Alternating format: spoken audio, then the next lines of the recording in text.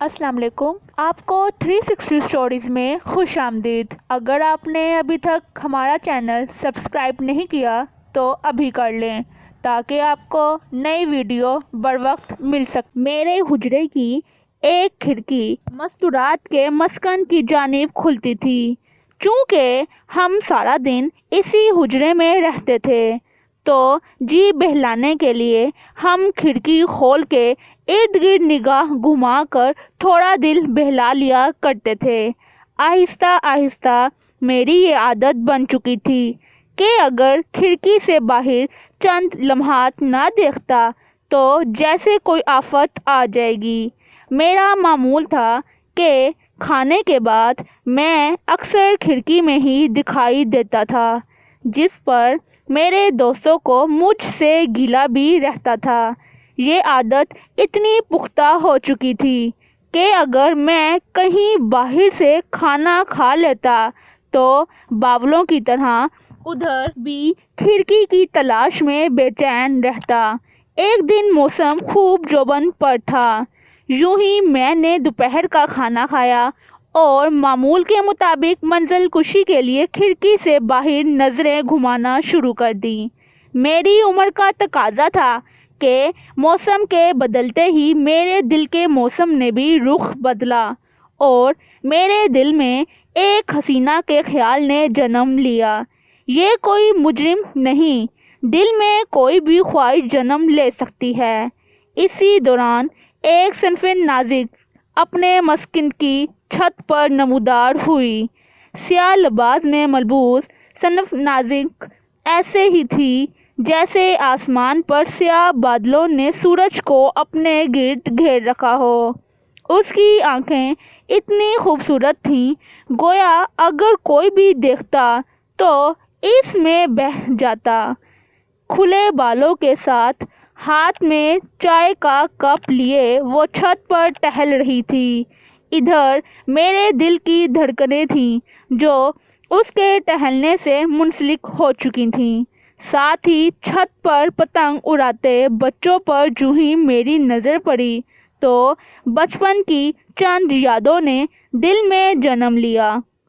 بچوں کی نسبت میں نے اپنی توجہ کا مرکز اس حسینہ کو سمجھا۔ اس کا بار بار بالوں کی لٹ کو گھمانا میرے دل کو بہت بے چین کر رہا تھا اور میں دل ہی دل میں اس کا ہو کے رہ گیا تھا۔ اس کی ایک ایک حرکت میرے دل کی خوش کر رہی تھی۔ اگر وہی حرکت کوئی اور دیکھتا تو ہو سکتا وہ اسی حرکت کو احمقانہ ٹھہراتا، مگر پسند کا معاملہ انفرادی ہے اور پھر جب محبوب سامنے ہو تو پھر سب پسند اوپر آسمان تلے چیلوں کا ایک گروہ ماحول میں ایک خوبصورت آواز کا منظر پیش کر رہا تھا، مگر جیسے میں خوبصورت منظر کہہ رہا یہی آواز ہو سکتا کسی اور کے لیے اذیت کا باعث ہو۔ فرق تو صرف پسند اور ناپسند کا ہے، فرق تو صرف دل کے موسم کا ہے۔ میں چاہتا تھا وہ بس چھت کے ایک کونے میں کھڑی رہے اور میں اپنی نظروں کو اسی پر جمائے رکھوں، مگر وہ یہ نہیں چاہتی تھی۔ وہ ہاتھ میں چائے کا کپ لیے ایک کونے سے دوسرے کونے کی طرف ٹہل رہی تھی۔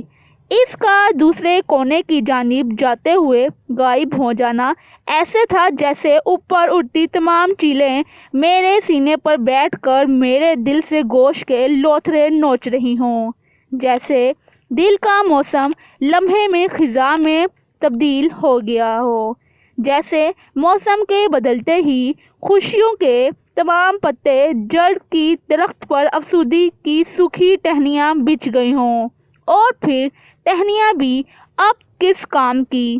کچھ دیر بعد اس کی ایک دوست بھی اس کے ساتھ ٹہلنے میں مگن ہو گئی۔ وہ اپنی دوست کے ساتھ باتیں کرتی، اپنے چہرے پر نادان مسکراہٹیں بکھیرتی مجھے خود سے بھی زیادہ خوبصورت لگ رہی تھی۔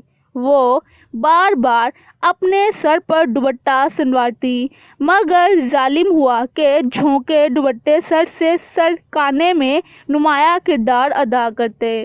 اصل میں یہ موسم ہی ہوتا ہے جو انسان کو محبت میں گرفتار کرواتا۔ وہ موسم دل کا موسم ہو یا باہر کا، اس سے فرق نہیں پڑتا۔ اس نے ہر جانب نظریں گھما لی تھیں سوائے اس کمبخت کھڑکی کے۔ اس کو معلوم ہی نہ تھا کہ کھڑکی میں بیٹھا یہ نادان پرندہ اس کی جانب اڑان پھرانا چاہتا ہے۔ وہ جس جانب بھی نظریں گھماتی، دل میں ایک حسرت جنم لیتی، کاش میں اس کی نظروں کا باعث بنوں، لیکن حسرتیں بھی کس کام کی۔ ہوا میں اڑتے پرندوں اور کھڑکی میں بیٹھے پرندے میں فرق صرف اڑان کا تھا۔ ان پرندوں کو دیکھ کر میں کوس رہا تھا کہ یہ کیوں اپنی اڑان کو ضائع کر رہے ہیں۔ ان کو اگر کل اڑان کی ضرورت پیش آئی تو یہ میری طرح چاہ کر بھی نہ اڑ پائیں گے۔ اس دن مجھے اصل خواہش کے معنی معلوم ہوئے۔ خواہش وہ نہیں جو پوری ہو جائے میاں، خواہش تو وہ ہے جن کو پورا کرنے میں زندگیاں بیت جائیں۔ بالکل ایسے ہی جیسے میں اپنی اس صنف نازک کی ادھوری خواہش دل میں لیے جی رہا تھا۔